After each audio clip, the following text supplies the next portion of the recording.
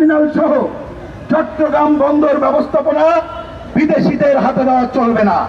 বন্দরের মাফিয়াতন্ত্র উচ্ছেদ করে দক্ষ ও দুর্নীতিমুক্ত অবস্থা নিশ্চিত করে চট্টগ্রাম বন্দর কর্তৃপক্ষের নিয়ন্ত্রণ প্রতিষ্ঠা করতে হবে। রাষ্ট্রীয় ব্যবস্থাপনায় বন্দর পরিচালনা করতে হবে। 2, রাখাইনে করিডোর দেওয়ার মধ্য দিয়ে সাম্রাজ্যবাদী প্রক্সি যুদ্ধে ছড়িয়ে ফেলার ষড়যন্ত্র বন্ধ করতে হবে। 3, স্টার্লিং সমরাস্ত্র কারখানা করিডোরের মাধ্যমে বাংলাদেশকে সাম্রাজ্যবাদী যুদ্ধচক্রে প্ররোচিত বন্ধ করতে হবে। 4, মার্কিন ভারত সহ সাম্রাজ্যবাদী আধিপত্যবাদী দেশসমূহের সাথে আওয়ামী ফ্যাসিবাদী সরকার সহ বিগত সকল সরকারের আমলে স্বাক্ষরিত সকল চুক্তি প্রকাশ করতে হবে এবং পর্যালোচনা করে জনগণের মতামত নিয়ে দেশের স্বার্থ বিরোধী সকল অসম চুক্তি বাতিল করতে হবে। আমরা এই দাবিতে এখনই রোড মার্চ শুরু করব। আমরা এখান থেকে বেরিয়ে ডাইনে ঘুরে গুলিস্তান হয়ে বঙ্গভবনের পাশ দিয়ে পার্কের শেষ মাথায় যাব।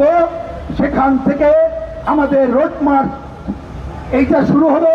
আমরা গাড়িতে উঠব, এরপর পথে পথে আমরা যাত্রা করে দুপুরে পৌঁছাবো চান্দিনায় এবং বিকালে টাউন হল ময়দানে কুমিল্লায় আমরা সমাবেশে মিলিত হব।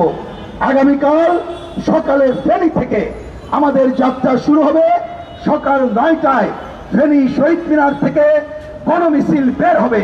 তারপরে পথে পথে আমরা কর্মসূচি সম্পন্ন করে চট্টগ্রামে প্রবেশ করব এবং বিকাল 5টায় চট্টগ্রাম বন্দরে ঐতিহাসিক সমাবেশের মধ্য দিয়েই আমরা শান্তিপূর্ণ রোড মার্চের কর্মসূচি শেষ করব। আমরা আশা করব বিগত সরকারের ধারাবাহিকতায় অন্তর্বর্তীকালীন সরকার বন্দরকে ইজারা দেওয়া সহ যে কাজ করতে চাইছেন তার থেকে তারা পিছু হটবেন।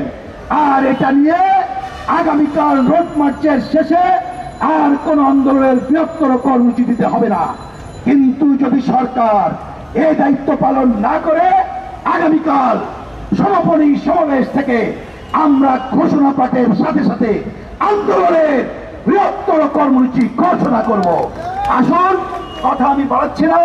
নেতৃবৃন্দ, আমরা হাতে হাত ধরে সামনে থাকবো। পেছনে যারা আছেন আমি একটু অনুরোধ করছি, ফেস্টুন গুলো সামনে থাকবে না, পেছনে নিয়ে যাবেন, শুধু এই কটা ফেস্টুন ছাড়া। আপনারাও এখান থেকে যাওয়ার সময় পারলে সবাই হাতে হাত, দুইজনের হাত ধরে আমরা এই সংহতি মিছিল রোড মার্চ শুরু করব। গাড়িতে ওঠার পরে অন্যান্য কর্মকাণ্ড পরিচালনা করব।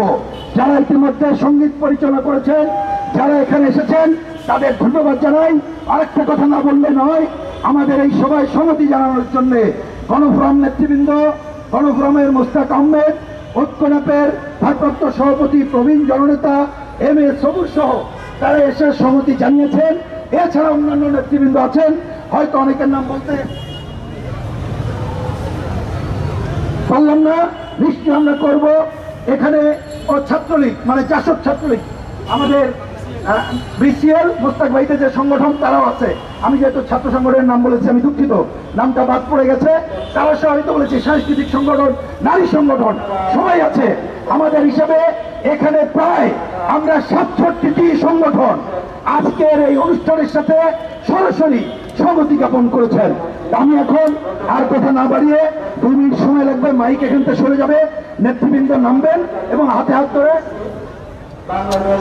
গণতান্ত্রিক সাংস্কৃতিক ঐক্যতা সঙ্গীত পরিচালনা করলেনই আছে তারা, বিশেষভাবে তাদেরকে অভিনন্দন জানাই। গণতান্ত্রিক ছাত্র ঐক্য সহ যারা আছেন তাদেরকেও বিশেষভাবে অভিনন্দন জানাই। এবং পথে পথে আমাদের এই সব নেতৃবৃন্দ তারা সহমতি বক্তব্য রাখবেন, নারী সমাজ থেকে শুরু করে সবাই। তার সময় না বাড়িয়ে একটু এখানে খালি করবেন, নেতৃবৃন্দ আস্তে আস্তে নেমে আমরা হাতে হাত ধরে এগিয়ে যাব।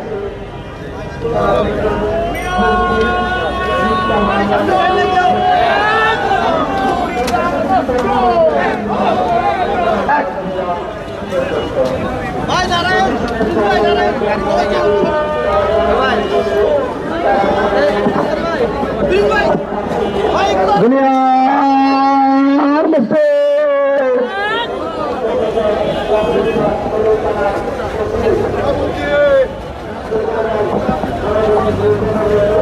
Immigration to Canada.